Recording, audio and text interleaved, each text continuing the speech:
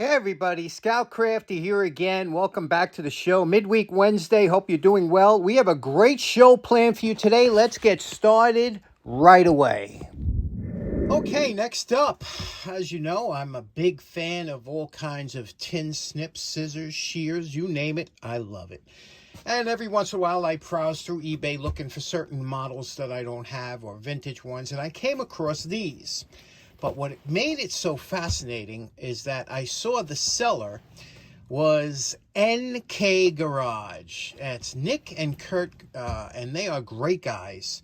I met them up at the Makers Fair. They actually, Kurt came to Jacktown last spring, and he's probably going to be there again this spring. But great guys, real go-getters. And what they do is they buy tool lots, and they take out certain tools that they're looking for, and then they put the rest on eBay, and they got 100% feedback. They fast shipping and free shipping.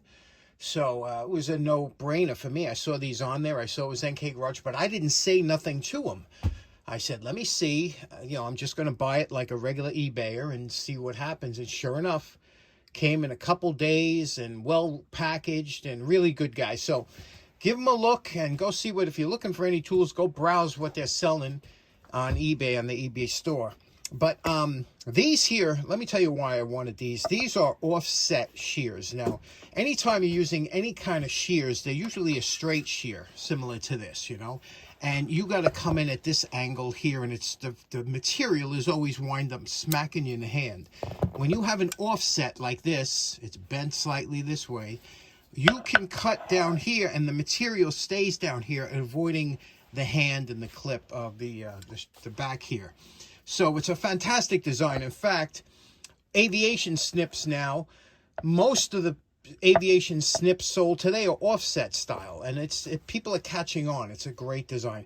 So let's give these a run through. First of all, the first thing I notice is here. You see this?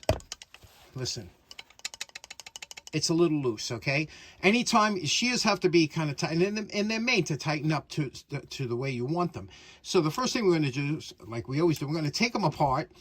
We're going to look at the edges and everything, and I'm going to show you how to really tune up a set to make them cut nice. Now, the first thing you want to do is, I'm using a Craftsman socket here. This is an 11 millimeter, and I have it on a nice SATA ratchet. This thing's beautiful and very smooth. And we're going to take this off. It'll come right off, and then we will take it apart. Now you see this is a special bolt here. You see it's round, and then it has a square shank, and then a threaded shank. And the reason that is it goes through the round section here, and that square shank locks up with this square hole here.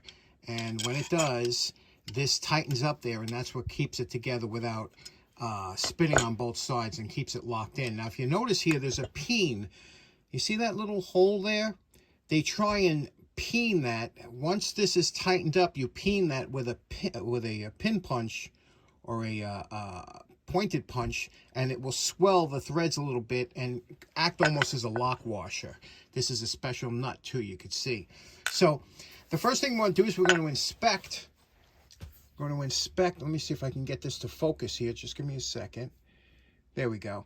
We're going to inspect the edges. Now, normally, this is where most of the cutting is done near the back. And you can always see near the back is where you get most of your cutting. And you can see the edge is a little bit damaged there. We're going to fix that. And basically, this is the bevel. And the bevel is the angle. If you look at it this way, the angle that's on, you want to keep that same and run and smooth it down here. And this has to be sharp on this side and smooth on this side. If you notice, it's kind of rough, and that's on purpose. That grips the material because these are general purpose cutting. So let's clean this edge up. Now what I like to do is I take some 240. That's not a fine. It's somewhat coarse for this kind of operation. But like I said, you want that to grip. But a 240 sandpaper. Place it behind something flat. I'm using an ice cream stick here. Take the bevel. Okay, now what you're going to do is you're going to start on the outer side. You're going to start with your hand up like this, and you'll see it'll make a light marking on the outer side. As you're going back and forth, you bring it back down until it cleans up. See, we're cleaning up the whole thing now. And we're going to do that all the way down the edge, okay? Never going too far this way, because then you'll destroy this edge here. So you want to keep that edge sharp, but you just want to touch the top there and clean up that damage in the back. Now, once you've cleaned up the edge a little bit, now you want this edge here to be sharp. It should feel like very sharp as you're running your handle. If it's not sharp, you got to keep going here until this whole edge feels like it's very sharp as you're running your finger down the edge. You do that on both sides. Then what we're going to do is we're going to polish up this here and this here. Remember, this is concave. You don't want to touch this with any kind of sand. So we're just going to polish it because it just makes it that much easier for the material to cut through. Don't go near the edge. Just polish this area here. Okay, here we go. Edge is all dressed. Very sharp over here. See, it's polished here. That'll let the material go very smooth through there. We didn't change anything. We just polished this out. We used Mother's mag and wheel polish, and then the Plastex overneath, over that. And you can see here, it looks very good, both sides. This one here especially, right? So now what we're going to do is we're going to take a bit of lithium grease, put it on here, put the halves back together, and test them out. Okay, now we tightened this up. It's very tight on here. Too tight, because it won't open up and close easily. But we tightened it up on purpose. Now what we're going to do is we're going to take our punch, and we're going to expand the inside here with a couple good wraps on top. Okay, we're going to do that. And then you can even hit it here, you know, to expand that a little bit. And then once it's nice and expanded just a little bit, you'll just back off of that just ever so lightly until it's smooth. Now we finished pounding on it a little bit. Now what we're going to do is we're going to take and just loosen it a quarter of a turn at a time until you don't have that rattle anymore. Okay, no rattle, but it's still smooth opening and closing. You can adjust it to your liking. Okay, now we'll check it out. We have some of this paper here. We're going to check it out this way. And again, this is so nice with this angle. It makes it so easy to cut. But look at this. Just so sharp, so nice. Let's get the whole... There we go. Look at that. Absolutely beautiful. Cuts like a dream. You know, that these weren't mangled. They weren't abused. It's always nice when you get a pair like this. And they'll cut paper, they'll cut, and it's not made really for this. It's made for heavier duty items, tin, things like that. But you can see how nicely it does cut and how that edge looks on there, right? Let's try something a little heavier. Here's a piece of soda can. You always look at the edge after you cut it. So we're going to cut it here like this, okay? And look at the edge. Let's take a good look. Look at that. Beautiful, huh? So simple to cut, so effortlessly. But this is nothing. Aluminum can is. Hey, you know what you're thinking? Will it cut a tissue? Well, let's check it out. I'm going to leave this laying on the bottom here and watch this cut.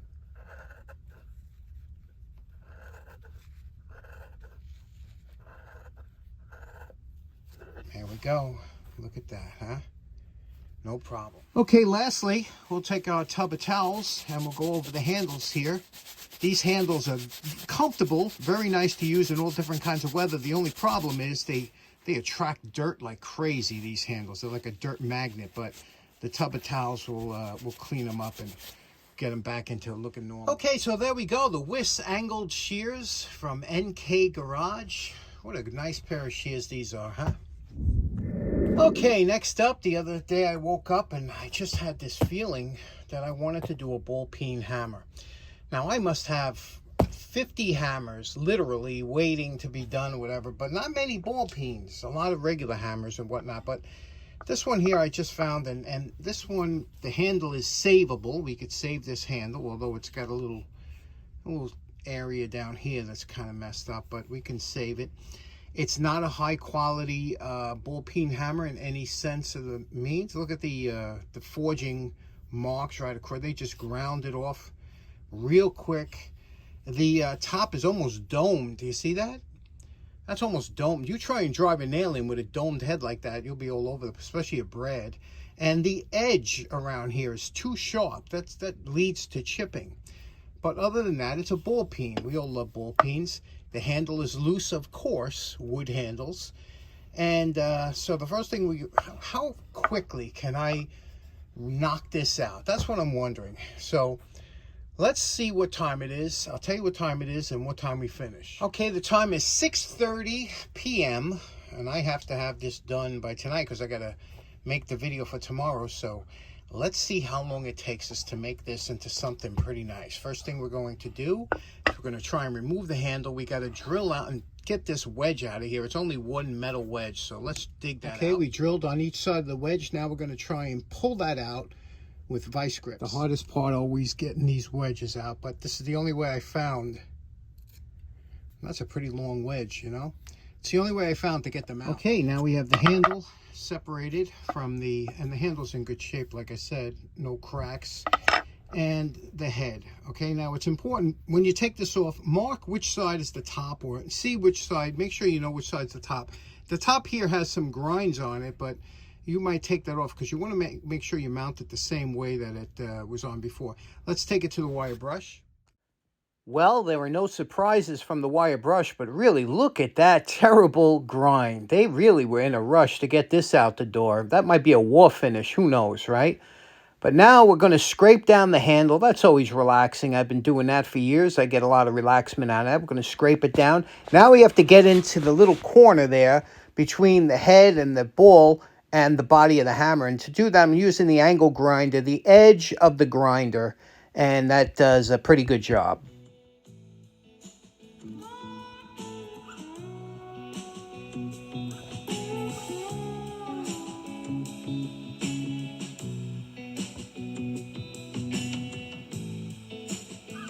Okay, it's 7:15. It's 45 minutes to get this far on the head. That's just with the angle grinder. We're going to go to the belt sander now, get this drum and the top here. And also to scrape the handle. That's all we did. 45 minutes. It takes time to do this stuff. Let's keep going.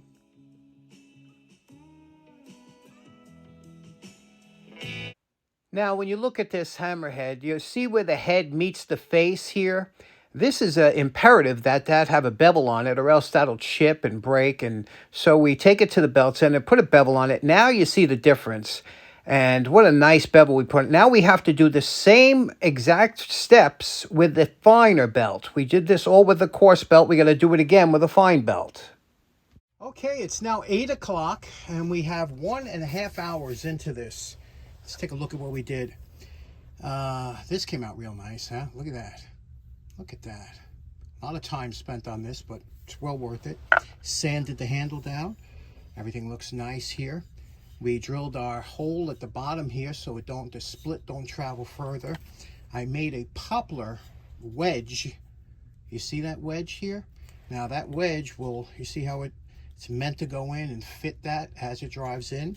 So that's going good. So now we're just going to hang the handle and hang it, put the wedge in, and then we'll finish it. Okay, handle is now hung. Look at what a beautiful job. Reused the original wedge in between the poplar. Just absolutely beautiful. This is now solid as a rock. What do you say we put some gun stock on here? Okay, there we go. Let's put it on the oil burner, let it dry. Okay, it's now 8:30, so that's 2 hours it took me to get to this point. Now we're going to have some lunch. We'll come back. We'll put a couple coats of shellac on it. Okay, it's been 1 hour. I had dinner, and I had ziti with ragu. I love ragu. I've been eating that my whole life.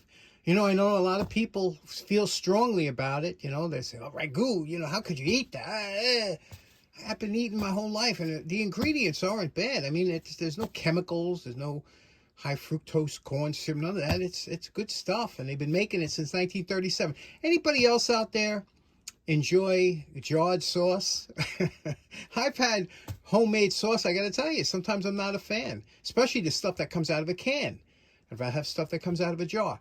Let me know your thoughts on that. Are you a pro ragu or anti-ragu?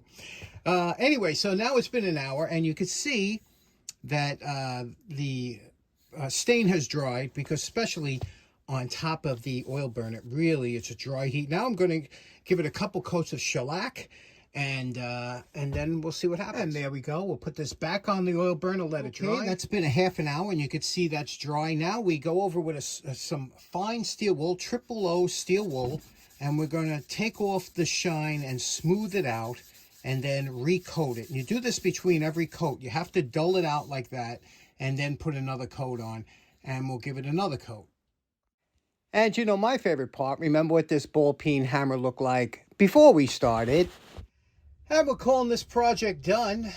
About 2 hours and 45 minutes or so of work, not including the dry time, of course. And so it does take some time. Now, we're not 100% finished. I got to wait a couple days before I give it the final waxing, because now this has been drying here. But what I like about this, look, you can see the grain through the paint. Can you see that? Absolutely fantastic. You can see the grain through the paint. Just beautiful. Nice handle. Everything looks real nice. Now the head, look at the head, how that came out, huh? That's just lovely, isn't it? And of course the eye over there. There we go. The ball, polished out the ball. This is a beautiful user hammer now. Just something that on a weekend project can have a lot of fun. What do you think about this? Okay, so in closing, fun little episode today. Make sure you go check out NK Garage, Nick and Kurt. Tell them I said hello. And hope you enjoy the rest of your week. We'll see you again on Friday. Stay warm. Take care now. Bye-bye.